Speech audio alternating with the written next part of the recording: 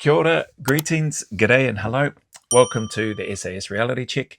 This channel here I intend to try to focus predominantly on the queries that I receive from people who are usually looking to and or preparing or getting ready to step onto an SAS selection course, whether that's in New Zealand or whether that's in Australia.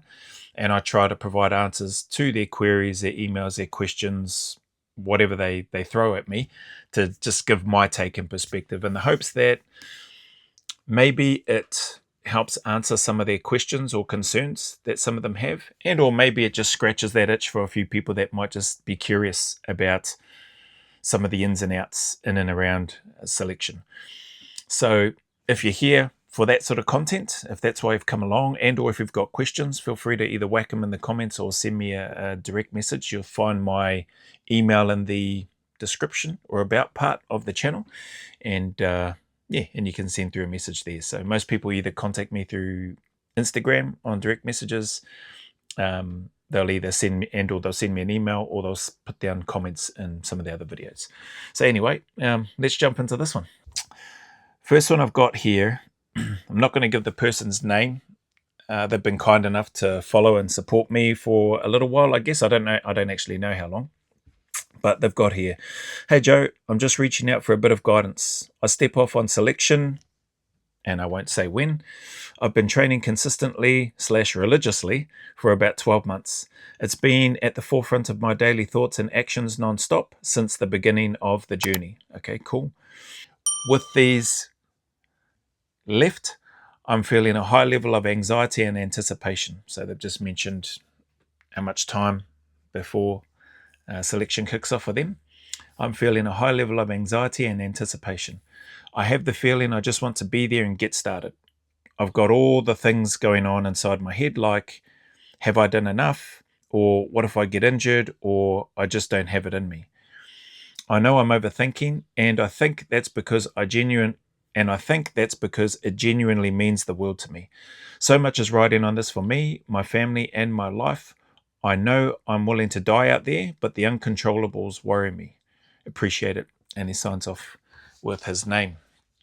First, thank you very much for taking the time to reach out and to lay that out for me. Second, I think in line with the reality check of this channel and the intent, you've answered your own query in that last part of your message. "I know I'm overthinking." That's what you're doing. You're overthinking it. Also, when you talk about genuinely means the world to you, that's great. It's awesome that it means so much to you. I think if any of us are going to look to step into and do something, it should be important to us. We should have that a healthy amount of respect or fear, concern, anxiety, whatever you want to call it, before stepping into it, before leaning into it, because we're worried. We're naturally worried about failing and not meeting the mark. So that's a good thing for it to mean so much to you. You are overthinking it, as far as I'm concerned, as I read this, but you've answered that and you know that yourself. And you've got here, you know you're willing to die, but the uncontrollables worry you.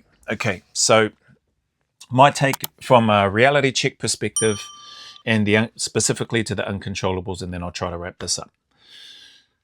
The SAS selection course itself, as we all know, is just one step, an integral and an important step in the process in order to make your way to eventually become a badged operator within the unit. But there is plenty that the candidate or the aspiring operator controls. So if I try to gather my thoughts here on the spot and try to break that down and just try to highlight how much a candidate or an aspiring operator has in their own control versus really how little is outside of a candidate or an aspiring operator's control, hopefully it'll help you or anybody else that might stumble across this video. So first off, one of the things within your control is your training and preparation. So how you prepare, how you train, how you choose to turn up and train or choose not to turn up and train, that's in your control. You control your application. So submitting an application, you need to action that. So whether you submit one or not, that's up to you. Whether you turn up, so one of the things that's outside your control is whether or not your application is accepted for you to get on selection. So that's outside your control. You've crossed all the T's, you've dotted all the I's, you feel like you've completed all the prerequisites, whatever those may be, in order to submit your application. And then it goes over here to the unit and they have the final say. So yay or nay. So that's outside your control. From there, you've done the first thing. You've been doing your training and prep. You've submitted your application. Now it's up to you to rock up. Say it's been accepted. So they've accepted your application. It's up to you whether you turn up on the day. You control that.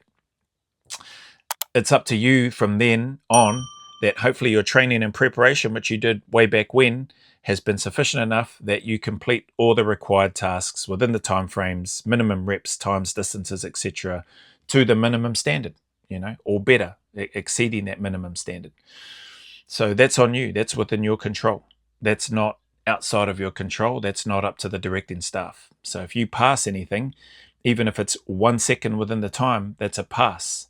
Okay. I've not known anybody or the regiment or the directing staff to kick anybody off a course for meeting the requirement, even though they might have just scraped through by the skin of their teeth. Okay, so that's within your control. Looking at and thinking about selection, it's within your control as to whether or not you choose to go to the next checkpoint.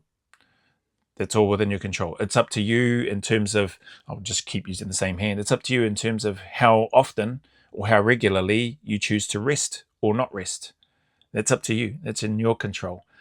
It's up to you in terms of, so if I look at the New Zealand selection and think of Von Tempsky as an example, or the Dunes, it's up to you as to whether or not you carry on. Is it worth it to you to go that 20, 24 hours carrying the jerry cans through the bush, through the swamp, through the sand dunes, whatever? That's up to you. You control that. You don't get to control where you walk necessarily, or how many jerry cans you have at any one time. Sometimes you might think that you're only having one, but the directing staff might tell you that you're carrying two. So those little things might be outside your control. If they give you an instruction, yet you're carrying two now when you thought you're only carrying one. But really, that's the vast majority of that is within your control, because you're not going to be carrying two jerry cans with all your kit for the entire time. It will rotate through. So that's Von Tempsky. From an Australian perspective, either Lone Warrior or Happy Wanderer or Lucky Dip, it's up to you in terms of whether or not you want to continue and carry on and go to those checkpoints or complete the tasks during the Lone Warrior exercise, all that sort of thing.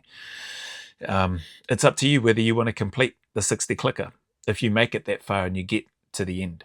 So that's me just roughly trying to break down bits and pieces of the New Zealand selection and the Australian one for context in terms of highlighting how much is actually within your control. So when you're talking about the uncontrollables concern you, the candidate, the aspiring operator, has a heck of a lot more within their control than they think or than they assume.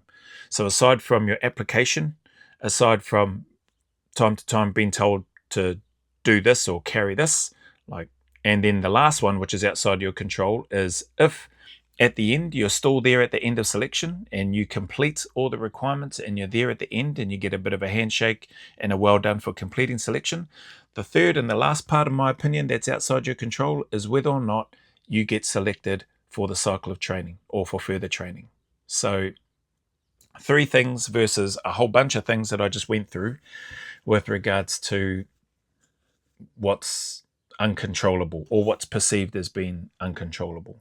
A vast majority of the selection, in my opinion, for what it's worth, is literally within your control. There's only a handful of things that aren't. So where am I going with that?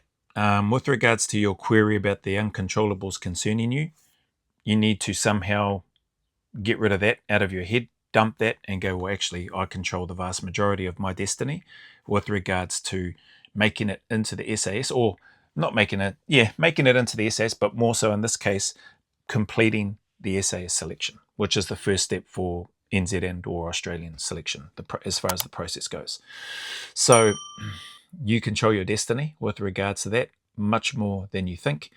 Short of bad luck, So I think you mentioned here, what if I get injured? And then you've got, what if I just don't have it in me? Injury, luck plays a part in everything, eh? And then also you have people that will say, make your own luck. So again, on selection, make your own luck. Injury, you try to avoid that, but you could also choose to either fake an injury or choose to try to somehow intentionally injure yourself if you wanted to. Again, that's within your control, those two aspects of that, if that's something that you choose to do, which I don't recommend. So from here, with regards to your query, hopefully it helps to some small degree. In summary, you've mentioned here, that you're overthinking. So you've already got the answer within you, eh? You're overthinking a lot of stuff. Have you done enough? Well, the proof will be in the pudding in terms of how much time, effort, miles that you've put into your preparation before you get on selection, and whether or not you manage to pass all of the required elements for the selection course that you're on. And then third, you control your destiny. That's my take anyway. You're controlling your destiny with regards to, by and large, for the vast majority of it, with regards to whether or not you'll complete selection or not. The directing staff are there for the reasons that they're there, to cause uncertainty, to cause doubt, to stress you out, to add extra, maybe add a few extra punishments for not listening or for getting things not quite right, for pushing the limits of the individual to test how far are they willing to go. The directing staff have been there, they've been sore, they've been tired, they've been emotionally drained and mentally drained, etc. All of those things that you're going through or that you will go through on selection, your directing staff have been through it. They know what it feels like. So it stands to reason that they're going to test every individual that comes through in the same way, because they're looking for like-minded individuals that are willing to push, that have an unrelenting drive and a genuine desire to want to serve in a place like the Special Air Service. So yeah, take that for what it's worth. Hopefully it helps. Hopefully I haven't babbled on too long about it. I probably have, as usual, but hopefully this little reality check helps you out and you can take something from it in a positive way to help you in your preparation as you draw another step closer to your selection start date. So with that being said, as always, the message is the same, eh? Regardless of any challenges, trials, difficulties, heartache, hardships that you might be going through, just encourage you to keep turning up, keep staying in the fight, put one foot in front of the other, take one day at a time. Know and trust that things can do and will get better, and that the sun will shine again, that there is a light at the end of that tunnel. No matter how long, dark, lonely, and miserable it may seem and may feel right now, there is a light at the end of that tunnel, I promise you. So stick at it. As always, go always a little further. Remember, who dares wins and who cares wins. And until the next SAS reality check video, there's a big mana wave coming from me to you, filled with my aroha, respect, appreciation, and gratitude for you all.